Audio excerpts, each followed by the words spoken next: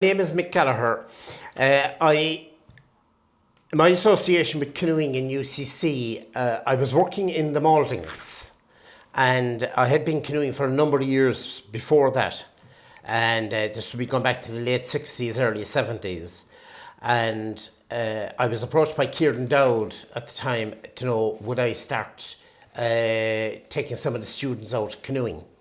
So he bought 2 canoes and we started off in the Mardyke. And it's kind of went on from that. We had a few weekends away to a lot of excitement and so on. And I stuck with the club for a while, a couple of years, but I left UCC in '78. The running of the club went to the likes of Tom and Dennis and a few others. They took over from me, and obviously it's going very well since. My name is Tom Collier. I soldiered here in '74 to '78. I started below in the Maltings and hence saw this fellow with a big black beard. In the meantime, Mick was yakking about, I don't know, paddling or something, I don't know. Mick, somehow or other, inveigled us down to the river, and I couldn't swim. I'd thrown a red old jacket, used to come up over your head nearly before you got in at all, and fell in, and that was it.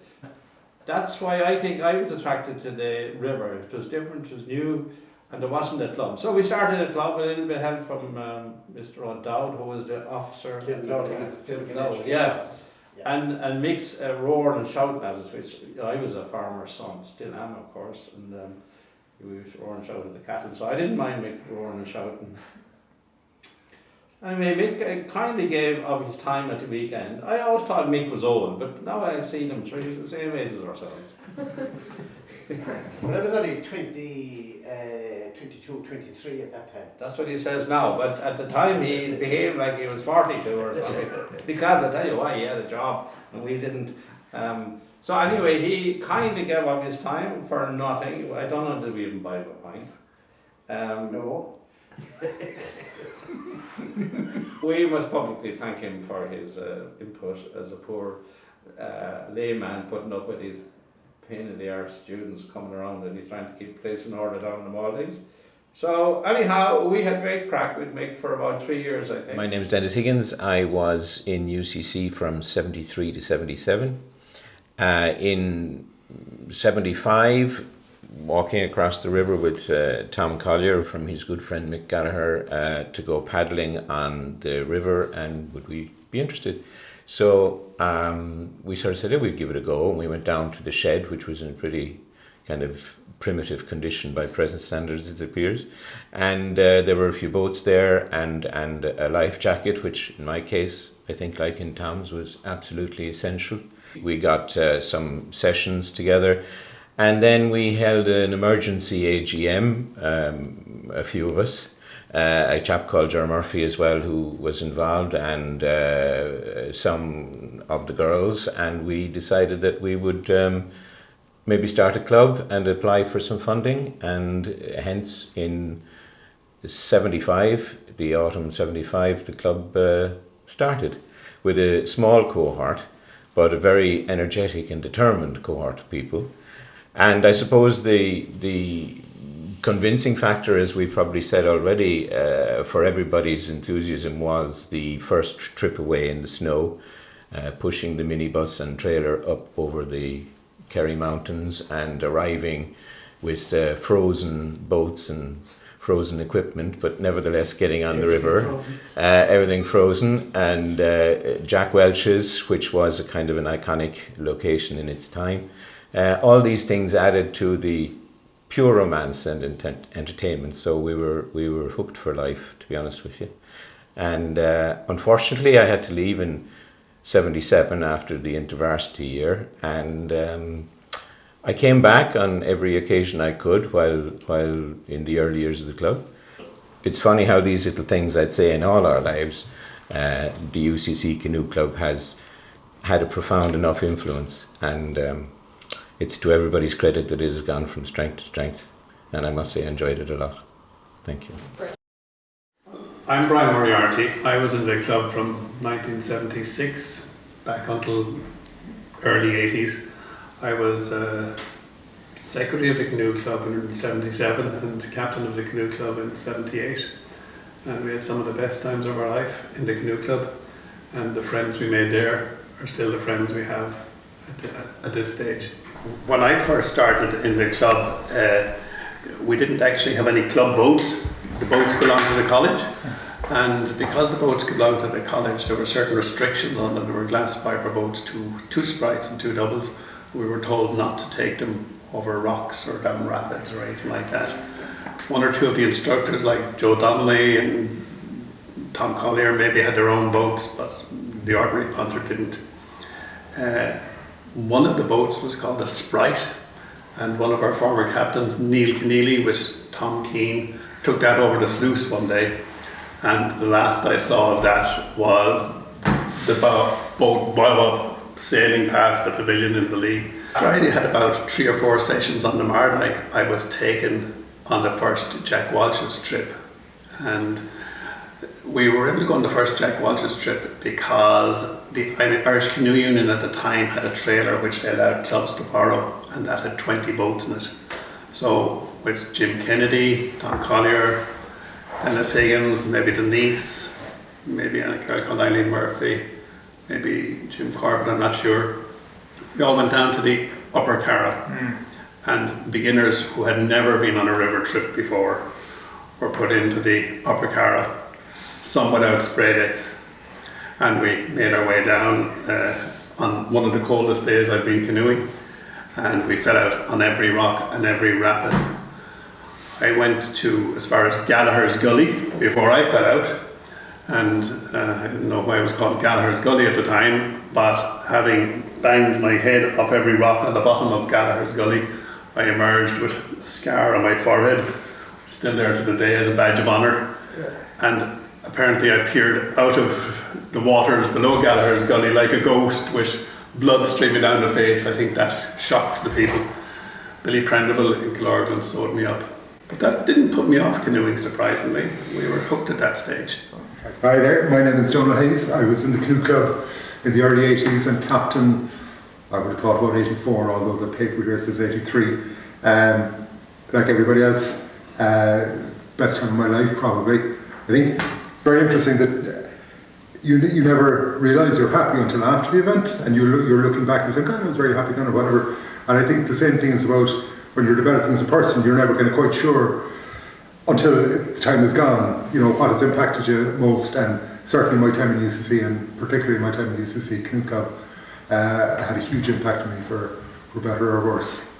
But yeah, that's me. I distinctly remember my first Upper Carra, and we finished whatever bit we were doing, but Pat O'Neill was coming down behind. Remember Pat O'Neill? I do indeed. And Pat was coming down behind us, and myself and a guy called Dick Fox was standing on the edge of the river, and Pat went into some very turbulent kind of stopper, and he disappeared. The two of us were standing there saying, God, I wonder how long he can hold his breath. And it was casual conversation, like whether one of our best friends was going to die or not, you know. It was just, the whole thing was remarkably casual. Great, I mean, absolutely different times. I mean, as you say, you know, spray decks, the Sprites, they were very long, wobbly boats. The Sprites were very fast in a straight line, but they were not designed for... Because Apaches were the club boat in my time, and then everybody wanted to get phasers, because phasers were really the best. They were built by your man in Mallow, was it?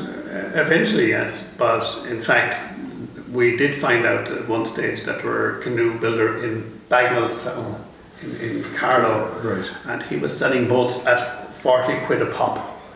So, and were they phasers? No, they were Apaches, but they only had about 2 layers of glass fibre on them. And I made a trip over to Kilkenny. I borrowed my mum's Mini. Yeah. I told her I was going to Kerry for the weekend.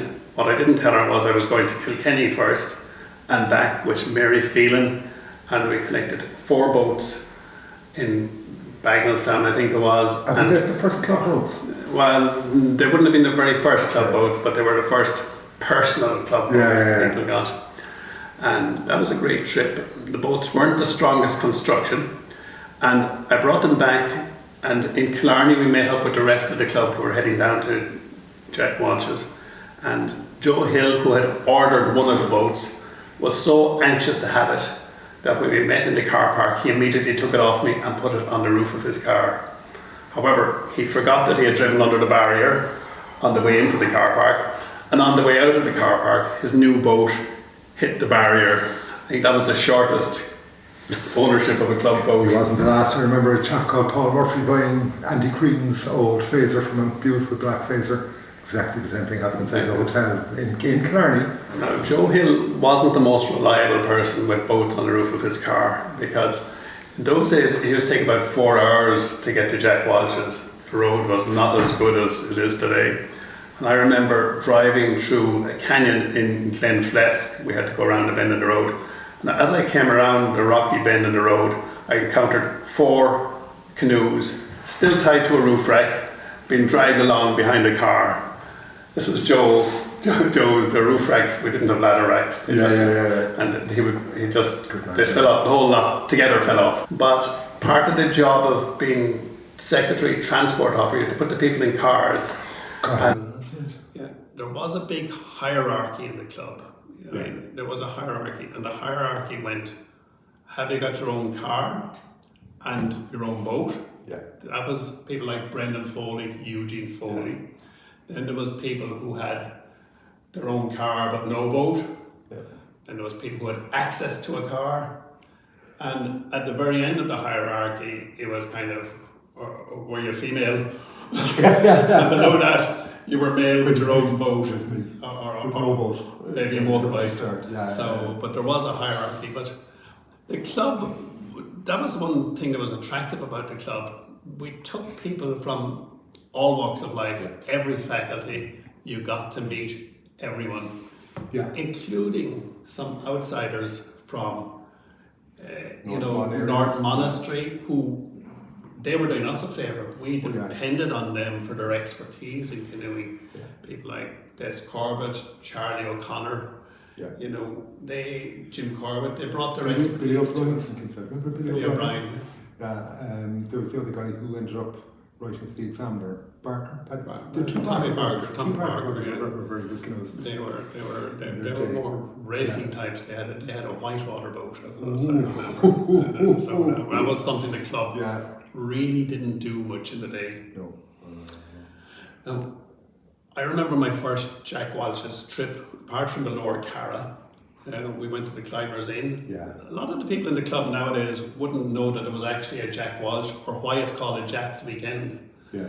But Jack himself was there in our day, and he ran the inn, and it cost £2 for the weekend to go in the club, and you got £1 back if you didn't wreck the joint. No, if you brought your car, because they give you £1 for petrol money.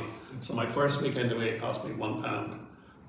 But there was no stairs in the upstairs, so you climbed up the outside, and then you had to leap across the stairwell where the stairs would have been, and that was fine early on in the day. But as the evening went on, there wasn't many people who could make the leap across where the stairwell was. So I remember there was a pulpit. Remember the pulpit inside the